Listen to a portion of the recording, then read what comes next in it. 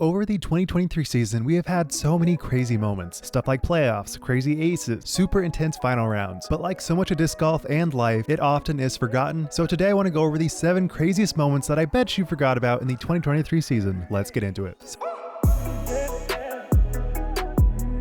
So about 86% of you are watching but not subscribed, so if you could subscribe, it would really mean a lot to me, especially during Vlogmas, where you'll be getting giveaways and a bunch of good content. Alright, back to the video. So I think it is very interesting and important to add context to all of these events, because you may just see like a really cool ace or a really cool win or playoffs and be like, oh yeah, that's cool. But adding context to all these events really allows you to see why these events were so incredibly interesting and unique, and you realize all the nerves that were definitely at play in these important moments. So in that manner, first up, very much the case, Adam Hammes winning in playoffs at the Portland Open. And so you may have expected Adam to be on this list for his ace at WACO, and while that was cool, that was just a single shot. So Portland Open was very intense for a bunch of reasons, but I would say number one being the fact that there was 3 contenders even in the back half of the final round, that being Gossage, Hammes, and Ellis. And there were some crazy putts that really allowed each player to take control of the moment, with Gossage getting an insanely good putt on hole 12, Adam getting a great putt on hole 9, but the wheels seemed to really fall off because Gossage missed a very gettable 15-footer, which seemed to definitely put him in a negative headspace. And then Adam jams in a birdie putt on hole 16, and it was looking like it was going to be probably an Adam win, but then the very next hole on hole 17, Adam misses a par putt and then gets a bogey on hole 17, making it a tie game going into hole 18. So on hole 18, Gossage, he had a great drive, great second shot, and then with victory in his grasp, his third shot was just kind of meh, which did not give him any favors, but Adam was trying to get an eagle or birdie, so he really had to go all out on hole 18, making his second shot a very dangerous roller, and as rollers go, it went way right, totally out of position, and after that OB, Adam knew it was yoga time. But there was still light at the end of the tunnel, meaning that if Adam can jam in this like 60-footer, he will have a chance to get playoffs. Unlikely that he makes it, but this is the best putter in the world, so you should never doubt his putting abilities. He jams it in from 66 feet with an OB throw for the birdie, for the playoff, and we get some playoff holes. And Gossage was definitely not looking confident, but he did have 2 great drives, gets his second shot right up to the circle's edge, but along with that, so does Adam. But since Adam is a little bit closer, it is up to Gossage to decide his fate, and you kind of know where this is going. He misses it, it becomes taco time, and Adam jams in his putt to secure a victory at the Portland Open, being by far the best Adam win I think we have ever seen, besides maybe 2019 Hall of Fame Classic, but I would say this is probably his best win to date. Then next up, a much more lighthearted occurrence. Albert Tamm is at North Cove trying to secure a birdie putt, but in the most pinched off way that you can get, especially in this boulders course, where everything is just a little bit weird and a little bit wonky. He has to throw basically either a scuba or a Calvin patented basketball shot. And you know what he does? He finds a narrow line through these branches, does a little spin, and secures his birdie with a phenomenal putt. And what's even better is that he ends this clip with a high five from the legendary basketball thrower Calvin Heimberg. Oh, Calvin.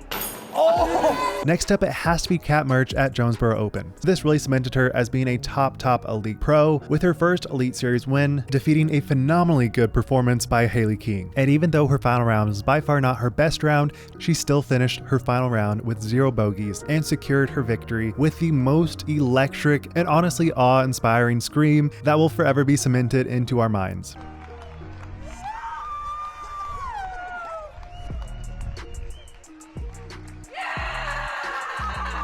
She actually opened up about her family life, about how much she has struggled while still maintaining a pretty good and positive outlook. Briefly mentioned how she tried to take her own life because of all the pain that she went through growing up. Then number 4, it has to be Ohh securing her first Elite Series victory at DGLO. So in much the same way as Adam, you might have expected her number 1 moment to be getting an ace at Texas State's, but again, that was just a singular moment, whereas winning an entire Elite Series event will forever cement her as a top tier pro, which she has been fighting for so many years. And what's crazy is that she got her first Silver Series win just a month earlier and then just totally destroys the competition at DGLO. There is maybe one asterisk that you could give with the fact that Kristen was not there, with a 7 under on her first, second, and third round, along with some insanely good putts, which you kind of just expect from Ohh at this point. And with a 92% circle 1 and nearly 11 strokes gained putting, there is by no means any mistake in this win. She played conservative when she needed to, had so many holes that were just tap-ins, allowing her to not have to deal with any bogeys, with by far the lowest OB percentage. She really showed how important consistent disc golf is, and we truly think of Ohh as being the GOAT, so this was awesome to see her secure her first win. I said, I'm just gonna go for it. Pretty much just like I asked him, but I'm not listening to him, you know? But I just feel. And then number 5, it has to be Jared Stoll at WACO.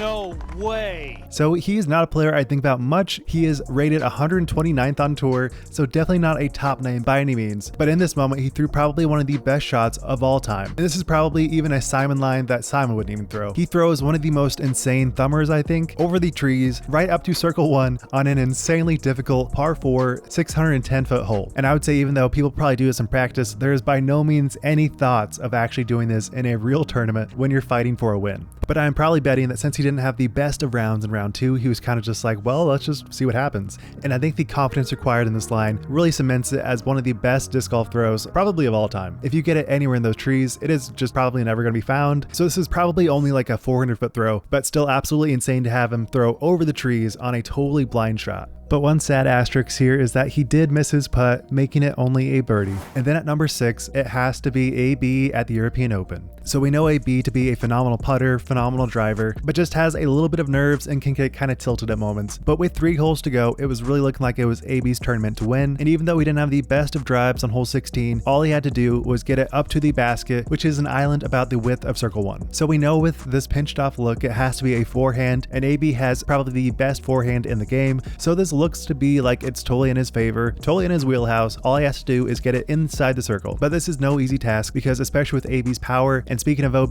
that is exactly where it went. And after his first shot going out of bounds, he had not 1, not 2, not 3, not 4, not 5, but 6 more throws. And with his 7th throw getting on the island, allowing him to finally make a putt, it put him at 4 over on the hole, basically putting him out of contention and going from first to essentially like 6th or 7th. And with Paul being his caddy, I wonder if that had something at play with his nerves, but whatever the case was, he did not win the European Open as we know, but it was still one of the craziest moments to watch live because you just do not expect this to happen, especially coming from somebody that has played so well over the entire course of this tournament, but ultimately falls short with Corey Ellis winning the event. And last up, it has to be Evan Scott winning the Zootown Open. Totally an unknown name up until this point. Like obviously he's won Amateur Worlds, but most people don't really know his name, but he showed how good he truly is with a dominant performance with a 67% birdie percentage and a 100% circle 1 percentage, with his second round being 1078 rated. And sure, this event got cut short 1 round, but I truly believe he still would have won this event with his dominant fashion and showing that he really does play well under pressure and can put lights out when he absolutely needs to. And especially after seeing him play at Worlds firsthand, I can definitely vouch for him being truly a great player that is not going away anytime soon. So with that, what was your guys' favorite moments? And be sure to comment down below any moments that you think were better than these. I would love to know about it, and I would love to become a more informed disc golf consumer. Thank you so much for watching. Be sure to subscribe, and thank you so much for watching my videos during Vlogmas. I really appreciate it, and it really means the world to me. Wild Runs, signing out. Peace.